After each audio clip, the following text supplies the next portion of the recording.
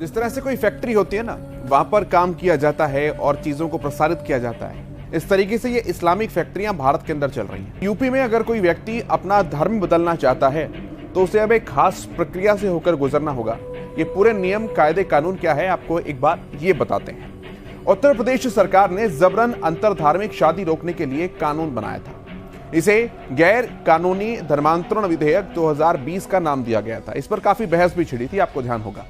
इसमें जबरन धर्म परिवर्तन करने वालों के लिए कड़ी सजा का प्रावधान किया गया है। इसके अनुसार जबरन धर्म परिवर्तन करवाना और संज्ञेय और गैर जमानती अपराध की कैटेगरी के अंदर काउंट किया जाएगा। सरकार ने गैर कानूनी धर्मांतरण विधेयक 2020 में अपनी मर्जी से धर्म परिवर्तन करवाने वालों के लिए प्रक्रिया तय की है। उत्तर प्रदेश में लालच देकर बड़े पैमाने पर धर्म परिवर्तन के रैकेट के खुलासे के बाद हड़कंप लगातार मचा हुआ है। उत्तर प्रदेश पुलिस ने ऐसे गिरोह का पर्दाफाश यहां पर किया है, जिस पर आरोप है कि उसने करीब 1000 लोगों का लालच देकर या फिर जबरन धर्म परिवर्तन करवाया है। इस मामले में यूपी एटीएस ने 2 आरोपियों को दिल्ली से गिरफ्तार भी किया है। इतना ही नहीं, उत्तर प्रदेश पुलिस की अगर माने तो धर्म परिवर्तन के लिए आईएसआई, जो कि पाकिस्तान की खुफिया एजेंसी है, उसकी फंडिंग के मामले और सबूत भी सामने आए हैं। यूपी के ADG law and order Prashant Kumar की अगर माने तो मूक बधिर छात्रों और निर्धन लोगों को धन, नौकरी और शादी, इनका लालच देकर धर्मांतरण करवाने वाले गिरोह के मुफ्ती काजी जहांगीर आलम और मोहम्मद उमर गौतम को एटीएस ने फिलहाल गिरफ्तार किया है। इन लोगों पर यह आरोप है कि इन्होंने धर्म परिवर्तन के बाद महिलाओं की शादी भी कराई है। जानकारियां कुछ और भी आई हैं। उसके अनुसार इनका रैकेट उत्तर प्रदेश समेत कई अन्य राज्यों में सक्रिय भी है। और सुदर्शन न्यूज पर आपने देखा, अभी हमने आपको दिखाया, इन्होंने कबूल भी किया है कि न केवल हिंदुस्तान के अंदर बल्कि सिंगापुर, जर्मनी, अमेरिका, पूरा वैश्विक नेटवर्क इन लोगों का फैला हुआ है और जबरन धर्म परिवर्तन ये कराते हैं। लेकिन क्या कानूनी दाव पेचों का फायदा उठाकर, किसी लूप होल्स का फायदा उठाकर ऐसे लोग बच जाते हैं? क्योंकि सवाल तो यही है कि अगर कानून इतने सख्त हैं, सरकार इतनी सख्त है, प्रशासन इतना सख्त है, उसके बावजूद भी ऐसे लोग पनप क्यों रहे हैं? और न केवल पनप रहे हैं बल्कि अपना काम भी लगातार कर रहे हैं। बातचीत करते हैं इस विषय पर। यूपी से ब्यूरो चीफ रजत मिश्रा हमारे साथ जुड़े हैं और इसके अलावा सुप्रीम कोर्ट के अधिवक्ता ऋषिपाल जी मेरे साथ जुड़े हैं। ऋषिपाल जी, जब कानून इतने सख्त हैं, व्यवस्था इतनी सख्त है, प्रशासन इतना सख्त है और खुद मुख्यमंत्री योगी आदित्यनाथ कितना गंभीर रहते हैं इस तरह के विषयों को लेकर, ये बात हमने और आपने सबने देखी है, उसके बावजूद भी ये किस तरह के कानून के लूप होल्स का फायदा उठाते हैं और अपने नेटवर्क को चलाते रहते हैं? कोई फर्क ही नहीं पड़ता इन जैसे लोगों के ऊपर। कहां कमी है ऋषिपाल जी? देखिए केशव जी, जो इस तरह के लोगों की जो जड़ें हैं वो आज की नहीं है। आप ये मत सोचिए कि योगी सरकार आज आ गई है तो आज ही सब कुछ हो जाएगी। निश्चित तौर पर 1984 से चल रहा है इनका काम सर। जी, ये जड़ें बहुत गहरी हो चुकी है और उनको बहुत गहराई से काम करना है। ये लोग केवल हमारे कॉन्स्टिट्यूशन का गलत फायदा उठाते हैं। कॉन्स्टिट्यूशन में कहीं ये लिखा हुआ नहीं है कि आप किसी का धर्म परिवर्तन करा सकते हैं। बस उस पर स्पेसिफिकली मेंशन है कि लोक व्यवस्था के तहत रहते हुए, यानी पब्लिक ऑर्डर के तहत रहते हुए केवल धर्म का प्रचार कर सकते हैं। बहुत इंपॉर्टेंट बात है, ऐसे लोग जो धर्म परिवर्तन करा रहे हैं, इनसे पूछा जाए कि आप अपने दिन का जो खर्चा, अपने परिवार का खर्चा है, वो कहां से चलाते हैं? क्या आप पूरे दिन 8 घंटे नौकरी करते हैं, पूरे दिन 10 घंटे नौकरी करने के बाद फिर धर्म परिवर्तन के लिए करते हैं, या सारा दिन धर्म परिवर्तन करते हैं? अगर सारा दिन धर्म परिवर्तन का काम करते हैं, प्रचार का काम करते हैं, तो आपकी फंडिंग कहां से होती है? आपका परिवार कहां से चलता है? ये साबित होता है कि ये लोगों को जो पैसा है बाहर से मिलता है केवल इसी पर्पज के लिए कि धर्म परिवर्तन लोगों को बहकाया जा सके, लोगों को लालच दिया जा सके और लोगों को चीटिंग जा सके। ये चीट करते हैं लोगों को, ये झूठ बोलते हैं। मैंने अब तक के 50 साल का मेरे अपने जीवन हो गया है और मेरी 20-22 साल 25 साल की वो गई प्रैक्टिस हो गई है। मैंने नहीं देखा कि कोई व्यक्ति आया हो जो अपने मन से कहता होगा मन से मैं धर्म परिवर्तन करना चाहता हूँ। एक भी व्यक्ति मैंने रास्ते में देखा। केवल लालचवश, धोखेवश ये लोग धर्म परिवर्तन कराते हैं और ऐसे लोगों को सख्ती के साथ कार्रवाई की जानी चाहिए। निश्चित तौर पर रजत, यही सवाल मेरा आपसे है। जब कानून बन चुके हैं, हमने देखा जब जबरन धर्म परिवर्तन को लेकर कानून यूपी सरकार के अंदर आए थे, तो क्या प्रशासनिक लेवल पर, जिला स्तर पर कहां उसमें कमी है? क्योंकि ऐसा नेटवर्क अगर चल रहा है तो कोई अकेला आदमी तो नहीं चला रहा, उसके अंदर बहुत सारी चीजें इंक्लूड होती है। रजत, देखिए केशव, कमी कहीं नहीं है, क्योंकि अब कानून को बने हुए कोई बहुत सालों नहीं हुए हैं, महज 1 साल हुआ है कानून को बने हुए, 1 साल भी पूरा नहीं हुआ। और उसके बाद अब जिस तरीके से लोगों को पकड़ा जा रहा है, इस पूरे नेक्सस को ब्रेक डाउन किया जा रहा है, क्योंकि ये ऐसा नेक्सस है जिसको जब तक प्रॉपर पूरे एविडेंस ना हो तब तक इसके ऊपर हाथ नहीं रखा जा सकता, उसको पकड़ा नहीं जा सकता। एटीएस जिस तरीके से कार्रवाई कर रही है, आप पिछले कुछ दिनों में देखिए, जिस तरीके से गाजियाबाद में जो सबसे पहली गिरफ्तारी हुई डासना मंदिर में, जब 2 लोगों ने जबरन घुसने की कोशिश की, उसके बाद जो पूरी गिरफ्तारी हुई, उसके बाद एक एक करके इस पूरी चेन को जोड़ा गया और चेन को जोड़ने के बाद फिर ये 2 लोगों की गिरफ्तारी की गई। पिछले हाल के कुछ दिनों में देखेंगे, पिछले 1 महीने में अगर आप देखिए, एटीएस ने जिस तरीके से उत्तर प्रदेश के अंदर रोहिंग्याओं की गिरफ्तारी करी है, जाहिर तौर पर उनसे पूछताछ में जो चीजें सामने आ रही हैं, ये बहुत बड़ा प्रभाव डालेंगी और ये बहुत जरूरी है, क्योंकि घुसपैठ को रोकना और घुसपैठिए जो उत्तर प्रदेश के अंदर ऑलरेडी घुस चुके हैं उनको पकड़ना, ये अपने आप में एक चैलेंज है, क्योंकि ये ऐसी ऐसी सामान्य जगहों पर जाके रहने लगते हैं और खासतौर पर उसके बाद अपने जो डॉक्यूमेंट्स बनवाते हैं, जिसके बाद ये प्रूव करने लगते हैं कि हम हिंदुस्तान के ही निवासी हैं, बाहर से नहीं आए हैं, तो उन कागजात को पकड़ना, उनके जाली होने के एविडेंस इकट्ठे करना, इस पूरी प्रोसेस में जो समय लगता है वही कहीं ना कहीं समय एटीएस को लग रहा है। और अब जो जैसे जैसे लोग गिरफ्तार हो रहे हैं, जाहिर तौर पर उनके ऊपर कड़ी कार्रवाई भी की जा रही है, क्योंकि सीएम ने कल जिस तरीके से एक मैसेज दिया कि जो लोग गिरफ्तार हुए हैं, मोहम्मद उमर और मुफ्ती जहांगीर, इनके ऊपर एनएसए के तहत कार्रवाई की जाए, गैंगस्टर लगाया जाए और उसके बाद इनकी संपत्ति को कुर्क किया जाए।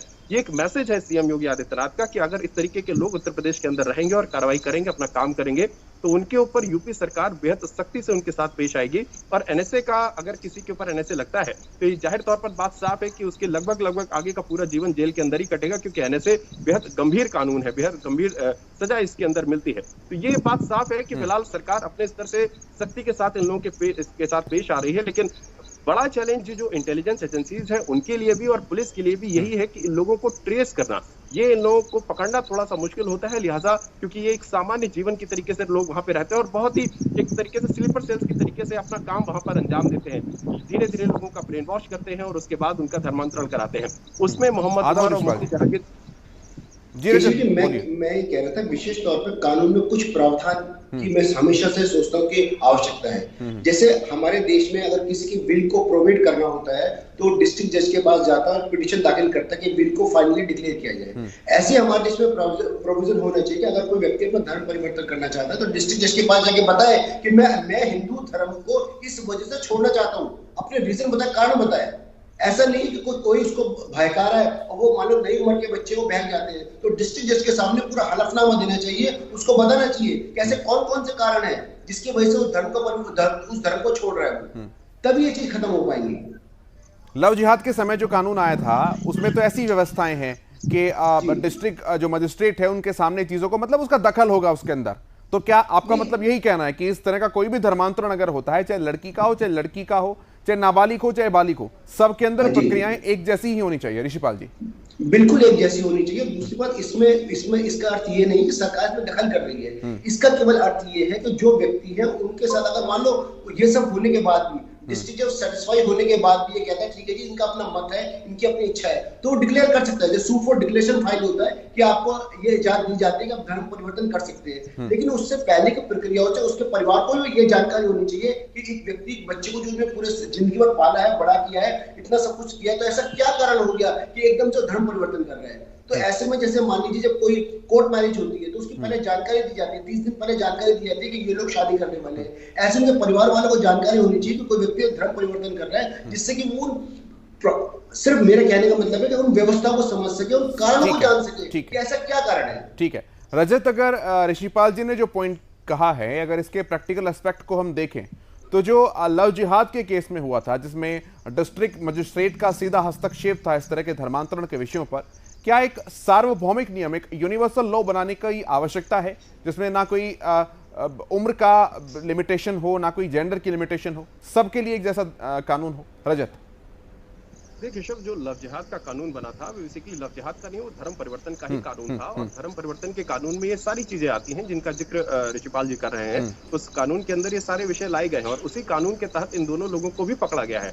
उमर गौतम और मुफ्ती जहांगीर की गिरफ्तारी भी उसी कानून के अंतर्गत की गई है कि उन्होंने जबरन धर्म परिवर्तन कराने की कोशिश करी है और उसके लिए इन्होंने भय और लालच दिया है। तो ये जो पूरी गिरफ्तारियां हुई हैं ये उसी कानून के अंतर्गत की है।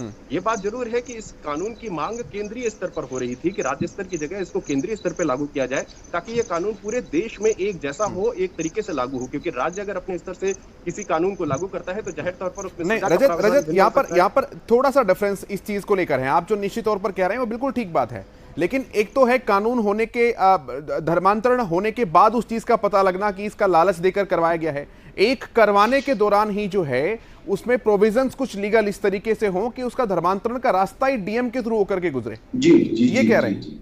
जी यही कानून के अंदर दिया हुआ है कि अगर कोई व्यक्ति धर्मांतरण कराना चाहता है तो उसको पहले एसडीएम से जाके परमिशन लेनी पड़ेगी, डीएम उसकी जांच करेंगे और उसके बाद ही उसको धर्मांतरण करने की अनुमति मिलेगी। कानून के अंदर प्रावधान यही दिया हुआ है और उसी के तहत ही अब कन्वर्जन के जितने भी केसेस आते हैं, चाहे वो विवाह से संबंधित हो या सामान्य धर्मांतरण से संबंधित हो, मतांतरण से संबंधित हो, वो प्रोविजन अब वही लागू है जो कानून धर्म विरोधी धर्म परिवर्तन को लेकर लागू किया गया था और उसमें इन सारे प्रोविजंस का जिक्र किया गया था। यानी इन 1000 केसेस के अंदर इस नियम का भी पालन नहीं किया गया है। बिल्कुल, इन 1000 केसेस के अंदर इन नियमों का पालन नहीं किया गया है और इसीलिए इनको पकड़ा गया है, इसीलिए इनकी गिरफ्तारी की गई है। क्योंकि इन लोगों ने जिनका धर्मांतरण कराया उसके लिए जो कार्रवाई, प्रशासनिक कार्रवाई और जो कानूनी कार्रवाई पूरी की जानी थी वो इन लोगों के द्वारा नहीं की गई। सिर्फ इन्होंने अपने हिसाब से उन लोगों का दीन परिवर्तित करवाया और उसके लिए जो इनकी इस्लामिक प्रक्रिया जो होती है उसका इन्होंने पालन किया, कानूनी प्रक्रिया का पालन नहीं किया। इसीलिए इन लोगों की गिरफ्तारी हुई है और इसके बाद अब इन लोगों के ऊपर ये पूरा मुकदमा दर्ज किया गया है। इस बात में, इस पूरे विषय में सबसे प्रमुख तौर पर जो चीज सामने आई है वो यही है कि जब तक इसको लेकर केंद्र स्तर पर कोई कानून नहीं बनेगा तब तक इस तरीके की प्रक्रियाएं चलती रहेंगी। क्योंकि उत्तर प्रदेश में तो चूंकि चलिए कानून है तो इन लोगों की गिरफ्तारी कर ली गई, अगर ये चीज बंगाल में हो रही होती तो जाहिर तौर पर इसके ऊपर कोई कार्रवाई नहीं होती, किसी और राज्य में हो रही होती तो उसके ऊपर कोई कार्रवाई नहीं होती। तो जरूरत केंद्रीय स्तर पर किसी कानून के बनाए जाने की है ताकि पूरे देश में एक जैसी सजा हो, एक जैसा कानून हो, ताकि इन लोगों को गिरफ्तार करके जब सजा दिलाई जाए तो उसका मैसेज पूरे देश में जाए। अब अगर उत्तर प्रदेश में इस तरीके की गिरफ्तारियां होती है तो जाहिर तौर पर उत्तर प्रदेश में इन सारी जो क्रियाएं हो रही थी उनको थोड़ा सा विराम जरूर लगेगा, लोगों के अंदर थोड़ा सा भय जरूर पैदा होगा। लेकिन ये लोग जिस तरीके से खुद उमर गौतम बता रहा है कि उसने ब्रिटेन, पुर्तगाल, इंग्लैंड और न जाने तमाम उन देश जहां पर जाके इन लोगों का धर्मांतरण कराया है, तो जाहिर तौर पर अगर उत्तर प्रदेश एक शेल्टर की तरीके से इनको अभी तक मिलता रहा, अब नहीं मिलेगा तो किसी दूसरे प्रदेश में जाके धर्मांतरण कराएंगे, वहां पे लोगों का जो डॉक्यूमेंट्स है वहां पर बनवाएंगे जाके। तो जरूरत इससे उत्तर प्रदेश के कानून से ज्यादा इस बात की भी है कि राष्ट्रीय स्तर पर किसी कानून की एक रूपरेखा तैयार की जाए। बिल्कुल।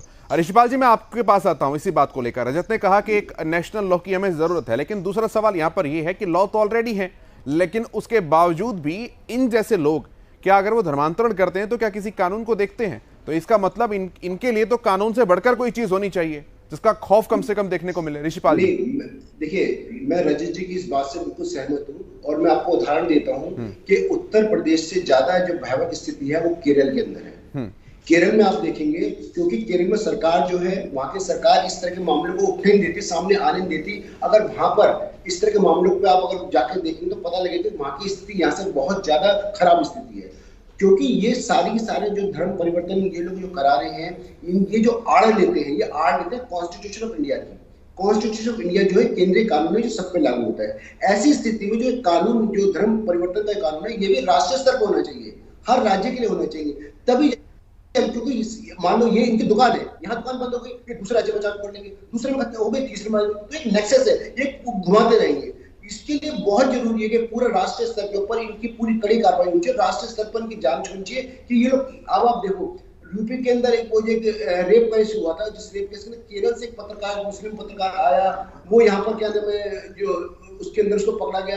अरे भाई, क्या कर रहे हो तुम, कहां से कहां व्यवस्था को खराब करने के लिए आ रहे हो? तो ये जरूरी है कि ऐसी ताकतों को रोकने के लिए केंद्र स्तर पर कानून बने और उनको बताया जा सके कि आपको कहीं ना कहीं हम पकड़ सकते हैं। जब तक ये नहीं होगा, वरना अब यूपी में आप कर लेंगे तो ये लोग मान लो 2 लोग अरेस्ट हो गए, बाकी लोग अपनी दुकान बंद करके और पास के राज्यों में शिफ्ट हो जाएंगे, एमपी में चले जाएंगे, किसी और राज्य में चले जाएंगे। तो ये व्यवस्था तभी रुकेगी जब केंद्र स्तर पर एक कड़ा कानून बनाया जाएगा। निश्चित तौर पर ऐसा है, एक नेशनल लॉ बनाने की आवश्यकता है। ऋषिपाल जी, आपने अपना कीमती समय हमारे साथ साझा किया, आपका बहुत धन्यवाद। रजत, आपका भी इन तमाम बातचीत और जानकारी के लिए बहुत धन्यवाद। तो जैसा कि हमने विषय पर चर्चा की है कि एक नेशनल लॉ बनाने की आवश्यकता यहां पर है, और हम ऐसा क्यों कह रहे हैं, क्योंकि आप इस जिहादी उमर की बात को अगर ध्यान से सुनेंगे तो आपको एक बार फिर से अंदाजा हो जाएगा कि कितने गंभीर स्तर पर यह पूरा विषय, पूरा मामला पहुंच चुका है। न केवल भारत, हिंदुस्तान के अंदर, बल्कि अपना नेटवर्क जो है पूरी दुनिया के अंदर किन किन देशों के अंदर ये फैलाते हैं और भारत में रहकर किस तरह से जिहादी गतिविधियों को अंजाम देते हैं। एक बार फिर से आप इसकी बात सुनिए। अभी आप आज ही की डेट में एक लड़की सुप्रिया अल्हम्दुलिल्लाह इस सेंटर में 1000 से ज्यादा लोगों के लीगल डॉक्यूमेंटेशन की फॉर्मेलिटीज पूरी की गई हैं। अभी आप आज ही की डेट में एक लड़की सुप्रिया आयशा नाम की जो MSc B.Ed है कानपुर से, CJM कोई यूनिवर्सिटी है, चंद्रशेखर आजाद यूनिवर्सिटी होगी, वहां से, और अभी उसने आज की ही डेट में, अब तो शायद डेट भी बदल जाएगी, उसने टाइम्स ऑफ इंडिया में जाकर के अपना change of name, change of religion का ऐड दिया है। कल या परसों आप उसको देख सकते हैं क्लासिफाइड कॉलम में। ऐसे कितने केसेज हैं। तो अल्हम्दुलिल्लाह इस खिदमत, एक छोटी सी खिदमत में हम अल्हम्दुलिल्लाह अपने उलमा की सरपरस्ती में, बुजुर्गों की सरपरस्ती में लगे हुए हैं, और इस बात की हम कोशिश करते हैं कि ऐसे लोगों की मदद हो जो दीन कबूल करते हैं, दीन में दाखिल होते हैं, और उनको बाकायदे मोरल सपोर्ट दिया जाए, लीगल सपोर्ट दिया जाए, और उनकी जो भी बेहतर से बेहतर रहनुमाई होती है वो की जाए। और अल्लाह का फजल है कि अल्हम्दुलिल्लाह ऐसे लोग, यानी बहुत सारे लोग हैं जो यहाँ के भी हैं, बाहर के भी हैं। हमारे यहाँ इस्लामिक दावा सेंटर में पोलैंड से, पुर्तगाल से, जर्मनी से, सिंगापुर से, अमेरिका से, इंग्लैंड से, कितने ममालिक से लोग आकर के उन्होंने वहां से अपना लीगल असिस्टेंस भी लिया। उनकी मैरिजेस के भी मामलात हुए, कोर्ट मैरिज के भी मामलात हुए, और अल्हम्दुलिल्लाह ये एक सिलसिला चल रहा है। दुआ फरमाए कि अल्लाह तबारक व तआला इसमें मदद फरमाए। इन बातों से इतना तो समझ में आता है कि भारत को इस्लामीकरण की दिशा में कितनी तेजी से ये लोग लेकर जाने का प्रयास कर रहे हैं, और अब ऐसे में जागने की आवश्यकता है, चाहे वो कानून के माध्यम से हो या किसी और माध्यम से हो, सामाजिक चेतना के माध्यम से हो या कानूनी चेतना के माध्यम से हो, लेकिन इन तरह के मुद्दों पर तुरंत तत्काल प्रभाव से लगाम लगनी चाहिए।